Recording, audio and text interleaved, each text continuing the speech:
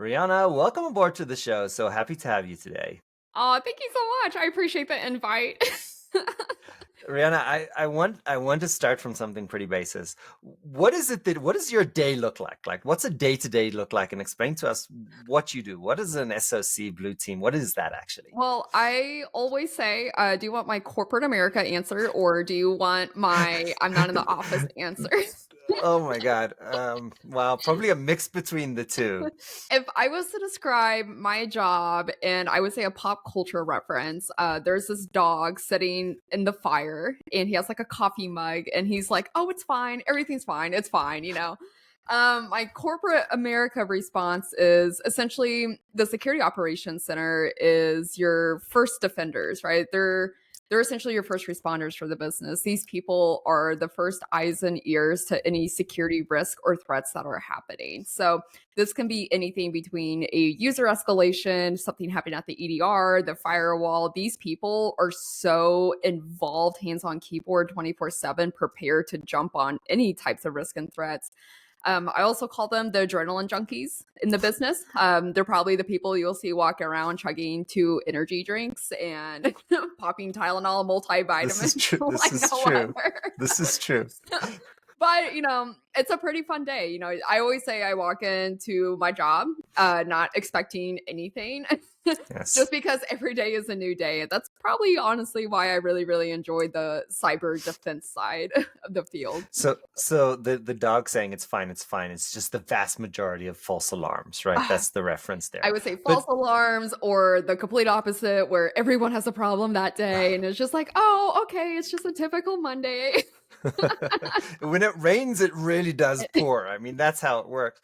So let me ask you this, okay? Yeah. Once in a while, shit really does hit the fan. Oh, yeah. Um, what does a day like that happen like? What does it look like? How does it start? And what does it feel? How do you know, like, oh my God, things just got real? I would say it's the most euphoric experience ever. Everything is just great. No. It honestly just depends. I've worked in a lot of different security roles in a lot of different companies and sizes. And I will say when stuff hits the fan, you need to be with a team that you can all collaborate and work with. I've been in security incidents before where we don't talk to each other. It's just completely silent. And I always like to use the phrase, hey, be like Gordon Ramsay on Kitchen Nightmares, right? You have to talk, you have to communicate. I have to know what you're doing, what I'm doing, what's going on, because the moment we stop talking, especially in hybrid environments these days, that's where you go blind as a leader in these roles and stuff like that, or even as an incident commander. People are literally their fingers are in so many different soups at the moment that you don't know what's being overlooked, what's not being looked at, and everything. And you'll have your people that are hands on keyboards, right? They're trying to tell that full story as to, hey, how did this happen? Why did it happen? And being able to provide those high level summaries. And then if you go on the leadership side, this is where you deal with the fun politics of, hey, this is a confident answer of what is happening. This is the confident analysis. This is the data loss, potential reputation loss. And this is what we need to do right now to remediate it. And this is what's currently being in progress. I'll give you an update in 30 minutes. And these are sometimes very, very, very difficult conversations, Yes. especially if people in the business have never had to deal with cyber incidents before or anything like that. It's scary. You think about like the boogeyman in your closet and then you see it for the first time. It's like Monsters Inc. I don't know if you've ever seen that movie. And like Three kids. yeah, right. Exactly. And like the monster comes out of the closet, they're like, oh, I mean, sometimes that's what execs and senior managers if you're in a business, they're like, oh, these are real. And you're like, yeah, it is. It's great. I got to say that, from what I hear from executives, it's like a top three fear, right? That they're going to get hacked. It's definitely a real fear. It's getting complicated in today's landscape. I mean, Yes. if you find an issue, you can't necessarily solve it. It might be a different team. I mean, if you think about Yep. dependency issues, right? You might need to release a version, change lines of code. How do you prepare yourself to basically be able to act fast in an environment that you don't necessarily have control? Yeah, and that's such a hard thing. I mean, especially like it doesn't matter what the organization is. There's always going to be like that specific area that it's just going to be a little different, whether it's hey, it's the C-suite's computers, and they're set up completely different because MFA is an inconvenience or, whatever that case is. You're just gonna have to work with that team. And I always say you can be technical at end of the day, but you have to have those soft skills because again, essentially security, whether it's defense or red team or even vulnerability compliance management, it's you have to build these relationships with the different business segments because you're selling security to these people. And especially if it is a real situation where everything's on fire and everything's fine. Um, essentially, we want to have those difficult conversations, and it's so much easier when it's already with someone that understands, right? And you can have those transparent conversations, and they understand, okay, this team's got it. We're good, and especially if it's an area that you don't typically touch or even have that critical access to, it does happen. Cyber doesn't always get all the cool permissions as we want. But, again, right, having those very transparent conversations and those very strong business relationships can absolutely go a very long way, especially in a very high risk situation. What, if you can share, what is one of the, recent or not so recent kind of red alert situations that you've been through? What was that? What did that look like? Uh, well, okay, I won't use my experience just because of, Fair enough. contracts and, secrecy and all of those, and I don't feel like I don't feel like getting in trouble for it. But I feel like in the community, there has this one specific incident that a lot of people could relate to, and this was CrowdStrike. And people updated, especially if you had automatic updates on, and they tell you, right, it's just easier to have automatic updates on than to worry about updating your EDR agents. And one bad push, and there you go. You have blue screen of death for the rest of the day, and billions and billions of dollars essentially were lost across the globe. And if we take a step back, especially like looking at, hey, this is what's going on in the community, which is something that we all should be involved in, and then think about what am I doing in my current business, right? And so, hey, EDR is a good one, right? Are we test piloting these agents, right? Do we have a specific group that has these auto updates on, like our IT and security team, where if they were impacted by a bad update, we're able to go through those configuration checks and then make adjustments accordingly before we just push it out business wide, especially with a big business, right? Bigger the business, probably bigger the risk of a bad agent push. So, Yeah. I mean, this idea of consolidated risk seems to be getting worse and worse. I oh, mean, we yeah. used to be in a world where it was security through obscurity. Everybody had something weird happening on. If you wanted to hack somebody, you had to hack them. And now we're in the world that if you can just hack Amazon, find some obscure, thing, or, just look at a patch that just came out and hope that, that they haven't patched their service yet. Yep. I mean, it's coming to this that you get so much rewards from that hacking method Yep. that I'm kind of wondering, like, does it make any sense to be on these platforms where you are a prime target? Should we go back to the, everybody doing their own thing? Yeah, again, right? It depends on the environment a lot. And I I like to use words that used to be technical words but are now sales buzzwords. And one of them's being defense in depth and zero trust, right? What exactly does that mean in an environment? Zero trust, we can look at, do we truly inventory and know what our assets are in our Yeah. network, the people that make up the business? Does everyone have admin privileges, right? These are things that we should probably be thinking about. And then if you go in the defense and depth layer, hey, do we have firewalls? Do we have network segmentation? Do we have EDR? Do we have MFA, right? Do we have password rotations, password complexity, right? We can go all the way down to the GPO level of a Windows computer. But if we don't have those layers, it's going to be a broader risk, right? Your attack surface is going to be very, very large scope, and really understanding who's in your business, what makes up your business, and what's the security architecture can really help identify those potential risks as well. Even if you don't have a red team in the business, just having an idea of lay of the land goes such a long way. Yeah. Would you say that this is kind of linking between your arguments around, start with NIST, nice? What talk more about that? NIST is, I mean, especially if you're in a smaller business, right? And you're like, I just got a cyber team. I don't know what that means, right? I don't know where to go. A lot of people, they'll go start reading about NIST. And this is a great resource to have, because this is going to give you that foundation between this is what a standard is. And not all the times, especially if you're not on the government side, NIST is also a good suggestion book for you. Hey, this is essentially what logging should look like for your environment. Hey, this is how long you should keep logs. Followed by, hey, this is essentially how you get introduced to MITRE. What are you detecting on? What are you alerting on? Okay, if you do pen tests, this is our suggestions, right?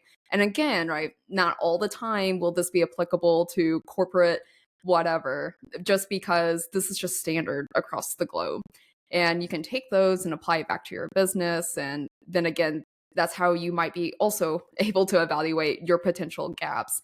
And especially if you're on the management side and you're making these decisions to do millions of dollars of purchasing and equipment and hardware and software, this is a good justification to have, because this is, again, a security standard that is used all over the world. And if you're like, hey, they're saying we should have logging, we don't have a SIM.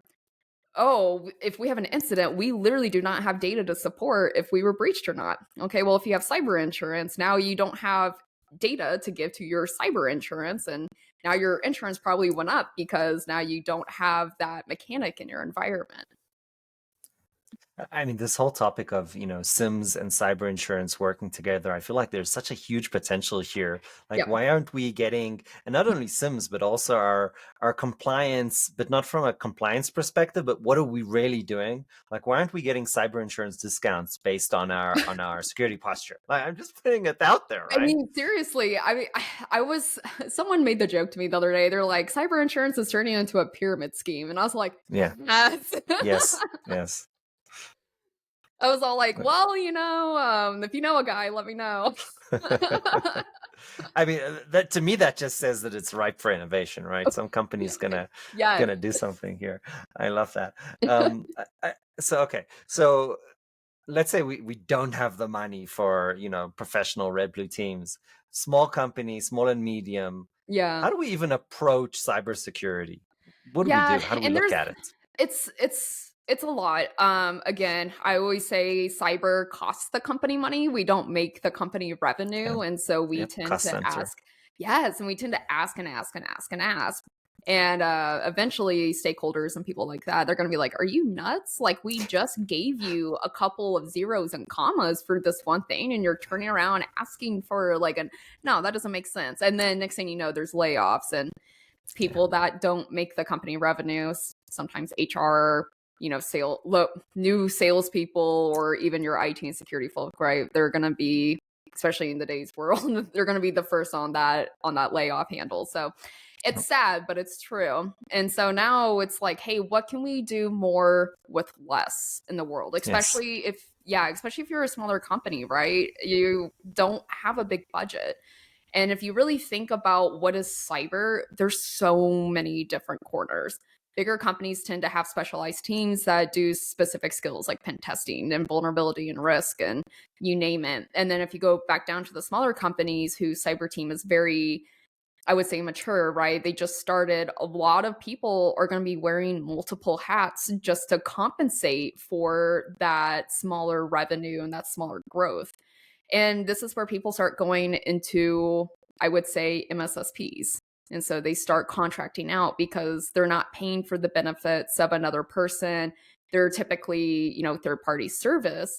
And I always tell people there's nothing wrong with, going out of your network, especially having something's better than nothing, in my opinion.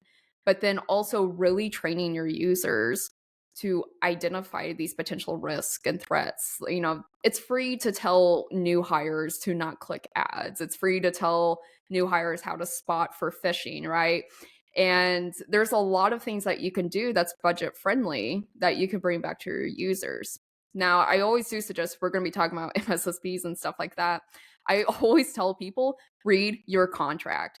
Have a legal person spend 30 minutes with you and read this contract, because there is a lot of gaps that people overlook. Like, for example, what if that MSSP gets hacked? what's going to happen to your environment? Like, people don't really think about that. And is this outlined in your contract? Or, hey, what's escalation? I'll tell our audience that it's not going to be their fault. Oh, no, it's not your fault.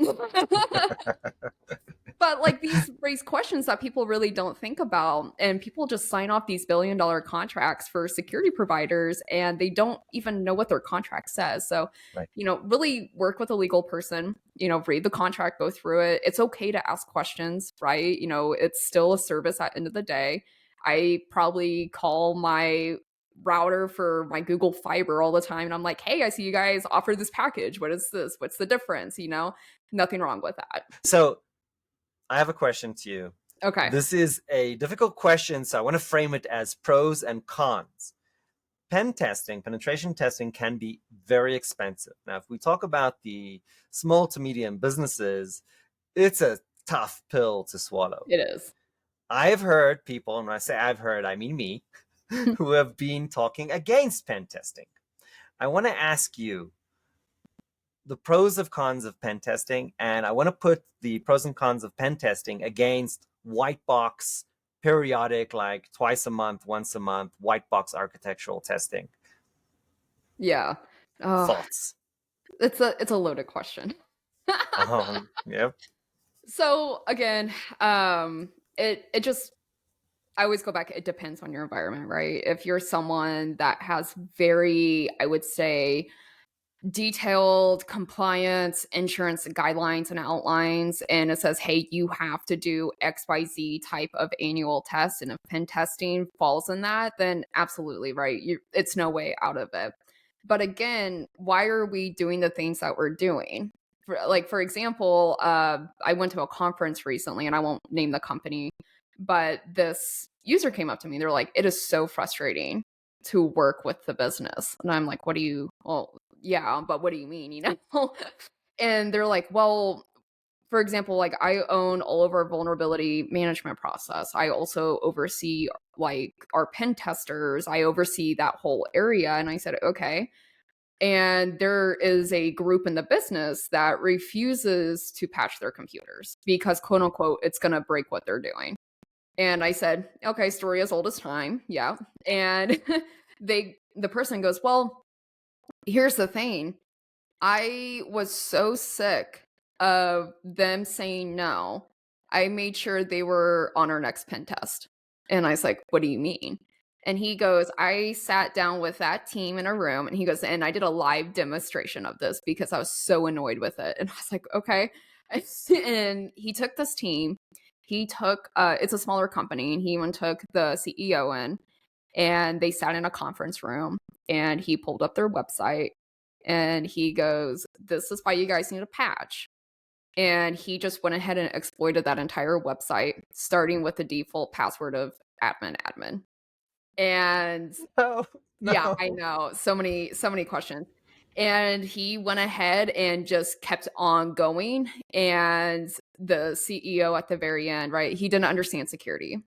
He just knew he had to have security. He didn't understand it. And the CEO goes, did you guys know that he could do this?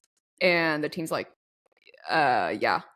And the person doing the pen test pulled up the email that like 2 weeks they sent before, goes, hey, letting you know you still have XYZ vulnerabilities found, which he exploited in Not front making any friends, is this person? No, this guy woke up and chose violence today.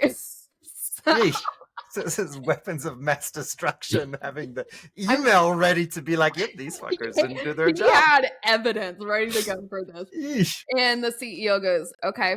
He goes, I want this fixed by end of the week. No excuses. I don't care. And they ended up being fully compliant by end of the week and everything. And then on top of it, I was all like, well, I condemn you for doing this, man. I was like, good for you and everything. Yeah. And he goes, yeah. He goes, it kind of felt dirty, but at the end of the day, I got what I wanted. I was like, that's how it's.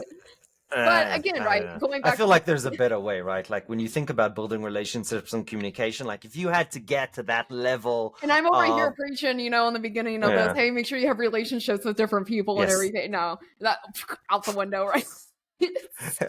just let's both agree that our recommendation to all the listeners, this is the last resort. Like, you should try everything, exhaust all options before you basically put a knife to the throat of, you know, a fellow colleague in your He business. Like, was all that should like, not be. he was like, I'm gonna get it or I'm not, last straw. And then I was like, were you job hunting around this time? He goes, oh, I was about to be. And I was like, good for It's a I was like, scorched earth. Yeah. right. Oh my And God. well, now him and the CEO are on first name basis, so good for him, I guess. Really? That's a dangerous tactic. Like, But yeah, don't that's question a for me. dangerous tactic. Oh my God. But I guess we'll back to like the question, right? Is it beneficial or not? It Yeah. depends on your scope. Yeah. Going in, the point of that story was that person, they had drive, they had purpose, they had an outline and an objective of what they're trying to do.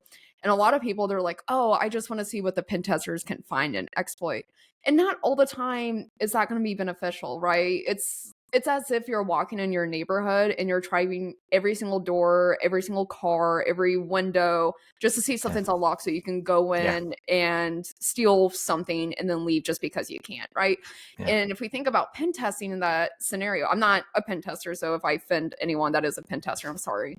But if we think about pen testing, it even helps, I would say, the pen testers in some way having scope, right? Because if you're spending money and time and resources in these people, really understand what you're trying to achieve. Am I looking at this specific website because it's my customer facing website? It's hard for maybe us to patch, right? And here's the scope of just this one area. And now you can really truly have the impact or risk with that as well. I don't think it's value add, in my opinion, if you're just like, yeah, here's a bunch of IPs, good luck. Or, like, hey, here's our domains, good luck. Like, that's not really going to be beneficial to anyone, because if you're the person on the other side, what can be probably exploited, right? The skeletons in the closet, especially if you're the security person or the IT person that is discussing these pen testers and what the scope is as well. Now, sometimes I would say if it's a very small mom and pop shop type of company and they do a lot of third party services, I really suggest to these people, maybe not a pen test, but hey, what is your contract and relations with these third parties?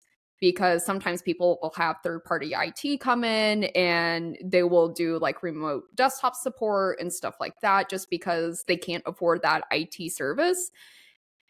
Hey, what does that look like? Are they patching their stuff? What if they get exploited? We've seen time and time and time again about third-party libraries and services constantly getting those. Are they getting pen tests, right? What are they doing security-wise? Because that's going to be super expensive for you if that third party introduced a threat into your network. So it just, again, it really depends what you're doing currently, what your scope is, and is it something that's required for your business or not? Yeah. Here's my point, right? That if you're doing pen testing once a year, right, you don't have a team that's working on it, then, if they're good, they're going to find something. Oh, yeah. Yeah. For sure, right?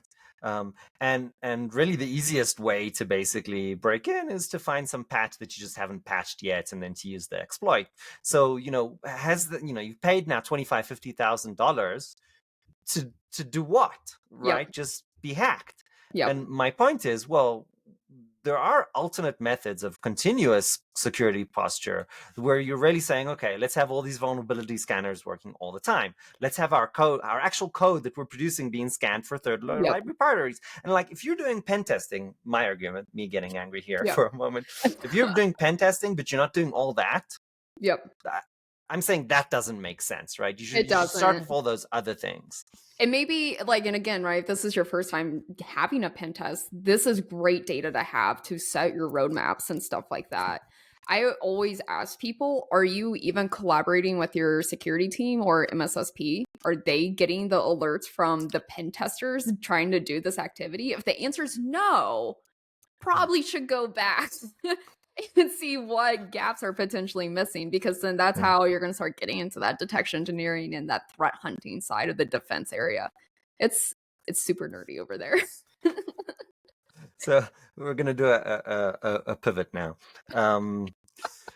there are a lot of things that we can control and automate and scan, and quite honestly, it's getting a lot better, and there's a lot of cheap solutions out Yeah. there. So it's paradise, compared to, let's say, 10 or 20 years ago. However, there is one thing that isn't getting better and maybe is getting worse, and that's human beings. Oh yeah. Now, not only are we not getting better, with the introduction of AI, it's getting way harder. Should we just give up right now, or how do we look at this? What's the I'm just future gonna look like surrender to for my Roomba social? vacuum right now. It's like, so what social engineering, phishing attacks, like, this is getting scary. I heard of the government, they went on, it took them 10 minutes to figure out they were talking to some AI, deep fake. I need you to leave. Please go upstairs. I tried. I might actually leave that. What is in his hand? No. Yeah. COVID. Thank you, COVID. I appreciate that. That's awesome. I'm trying to find Emma. Where's my sister? Not here. Not shut up. We can pick it back up from there if you need to. Where were we? AI, social engineering. Yeah, yes, social engineering. So I got this phishing attack. Yeah. And not only did it come from an actual PayPal email, right? Because your ABCs of phishing attack, is this a fake email? No, it was an actual verified PayPal email. Everything looked great. Like so this was actually PayPal sending me a phishing attack. Now, how did they do it? They used the ask payment function in order to do a phishing attack. So in the text, in the message, what did they write? Now, what's the most nasty thing they could have written in that message?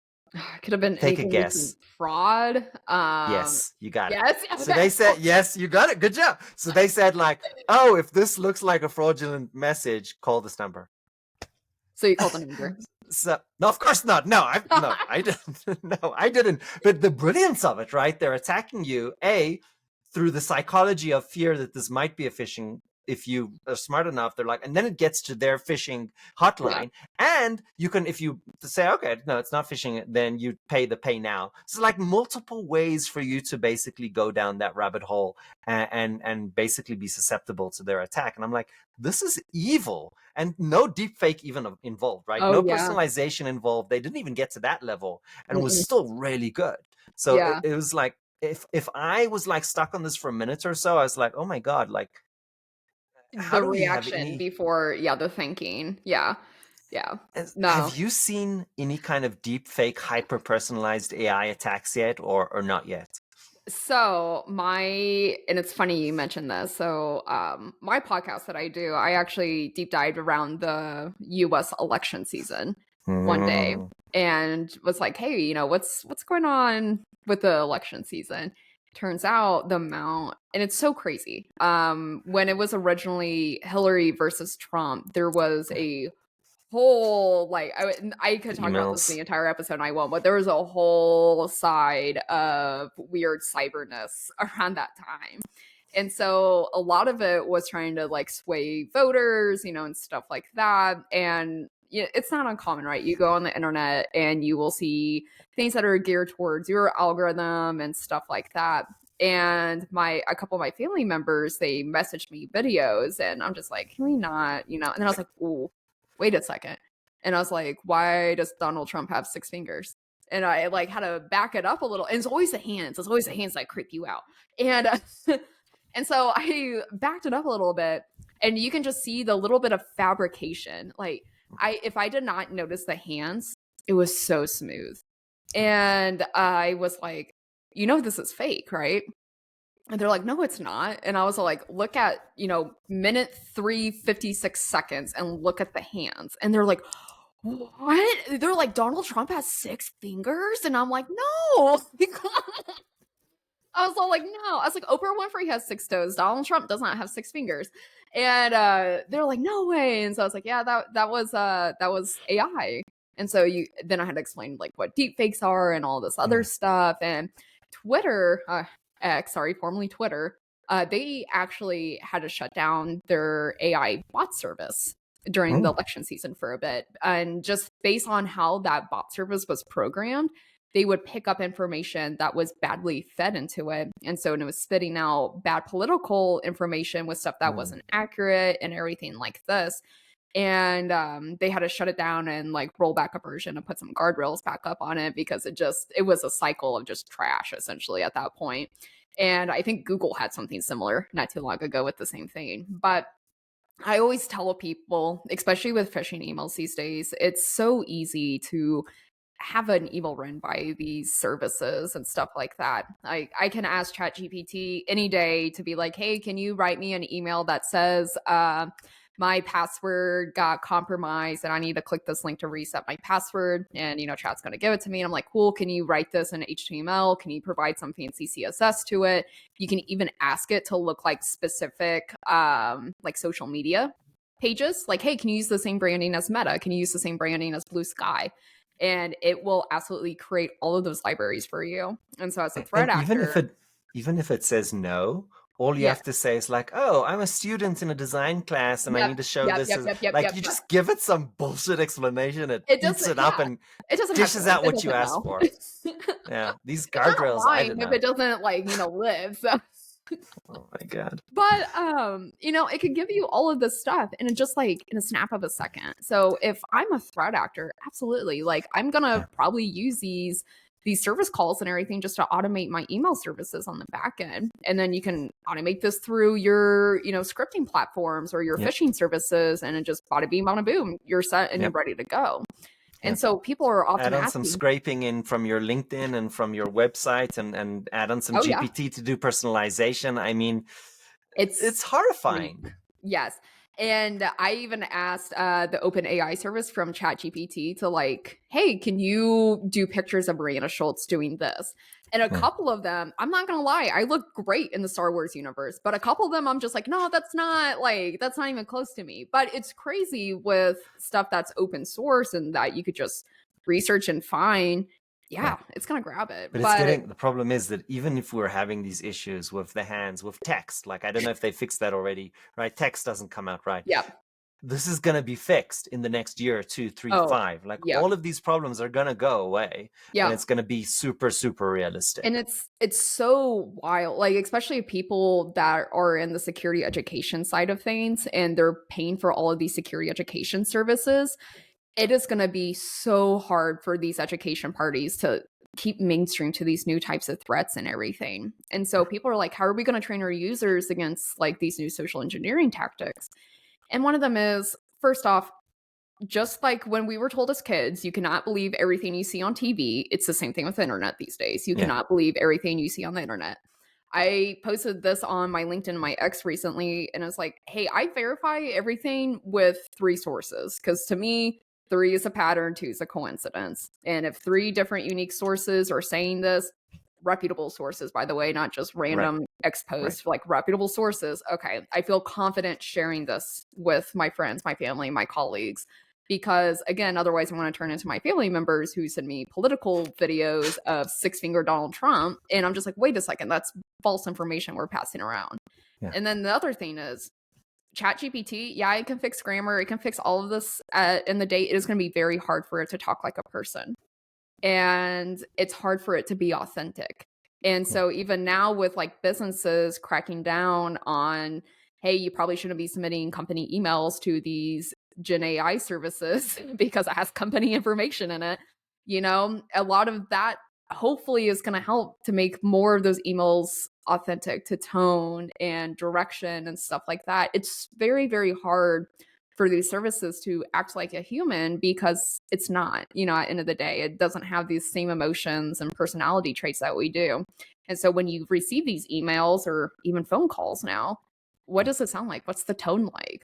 I actually had a gal, she reached out to me about this story and it blew my mind. Her son was out and she was out grocery shopping one day And all of a sudden, she gets a phone call from an unknown number, but the area code was local to her area. And so Mm, she's like, oh, okay. So she picked it up and answered it. And it was like, hi, I'm so and so from that area's county sheriff's mm, office. I'm calling because your son um, got into trouble. We have him currently posted for bail for $2,000. And, it needs to be done in the next 24 hours. You can pay the bail at this website, or we can do it over the phone. And so she's like juggling oh my groceries God. in her. That's brilliant though, that they Mhm. got the Oh, local yeah. area code to match up, because when I see California numbers calling Oh, from me, I know like, divine. oh, I don't know anyone in no Cali. way. No. Like, yeah. But that's really impressive. I mean, the level of detail that they put Oh, yeah. into that is wow. So Yeah. did she fall or what happened? So she was freaking out and she goes, I need to think about this. Like what did he do? And it was like some vague like law like speeding or whatever it was. And of course, like, right, she just got back from the store. She's literally carrying groceries in and she goes, I'll call you back, whatever. And she was smart enough because she had saw this exact same scam Mm, recently on Meta, and she goes, I'm just gonna text his friends, right? Because I know he's with his friends. And right as she's typing that message, her son calls her and goes, hey mom, mm, I'm just leaving so and so's house. I'll be home in 10 minutes. Do you care if they come over for dinner? And she goes, you're not, you're, you were, she goes, what? Like she just was bamboozled. And he goes, yeah, I'll be home soon. And she goes, okay, yeah, we'll see you soon. And she ended up actually like Googling the number, mm, and it wasn't the sheriff's number at all. It wasn't even a county number of anything. And she reported it to the FTC, which is what you're supposed to do. yep. And she ended up blocking it. And she was like, it was so real. Like, that sounded like an American accent. It sounded like something that was tailored towards her local area, right? Because Right. everyone has their own different slang a bit. And she goes, it blew my mind. Like you see these YouTube videos of people making fun of scammers and everything. She goes, this scared me so bad, Yeah. that I was about to drop like money to get my son out of jail, even though he wasn't in jail. Yeah. And I was like, yeah, I was like, well, you did the right thing, and I appreciate you sharing the story and everything. But how absolutely wild is is that story?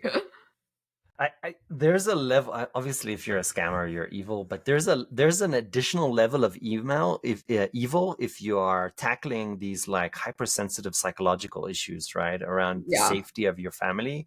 I feel like that's It's just that's pure evil.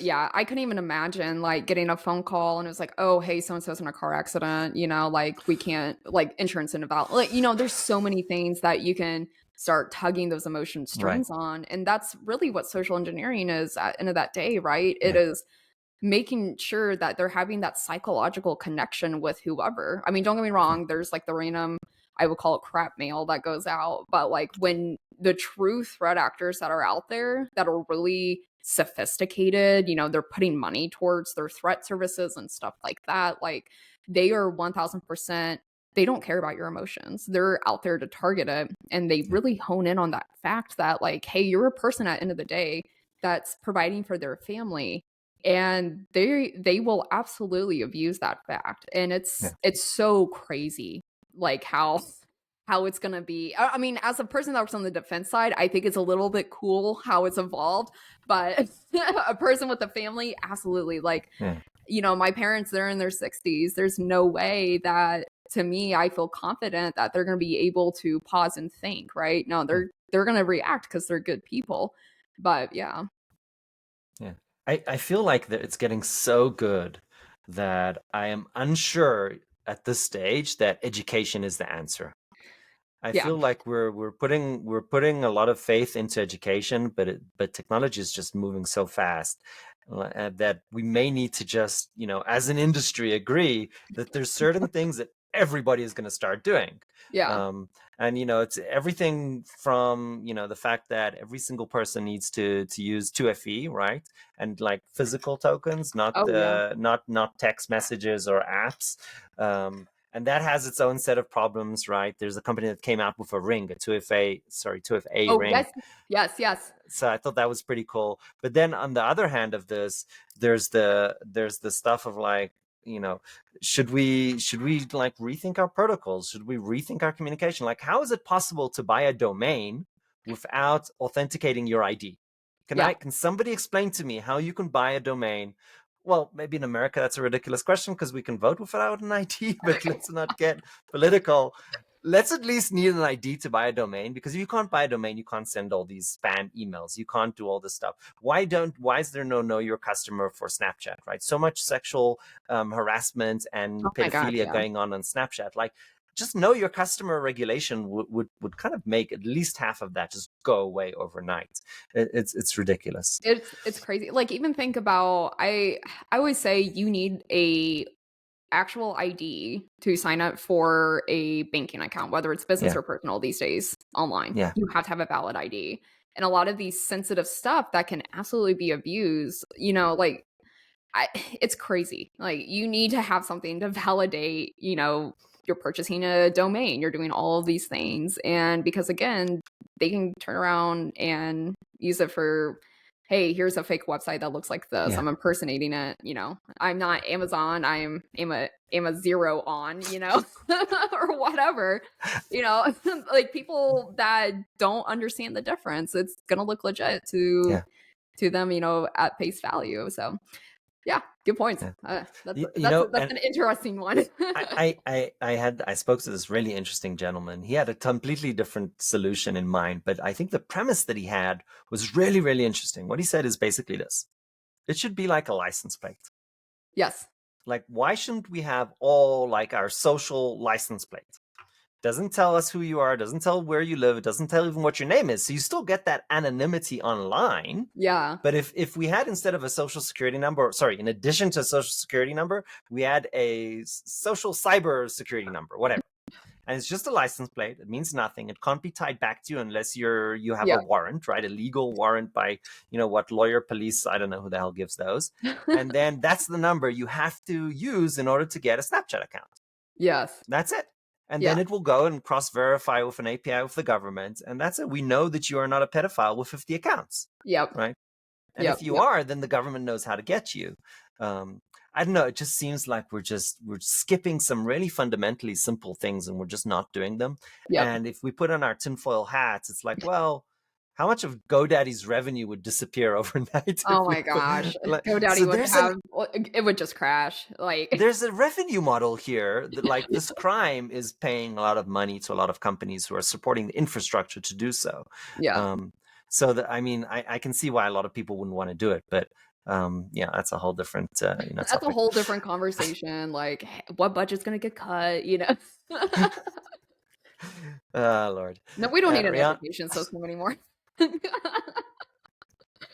Rihanna, we could keep on going for hours. We're basically, like 10 minutes past when I usually cut. So Oh, this sorry. has been, no, on the contrary, this is a compliment. It means we've been having a lot of fun. Thank you so much for coming on the show today. For the last show of the day, being exhausted, it's nice to have a good time. Appreciate you. Oh, thank you. It was a great time. Wonderful.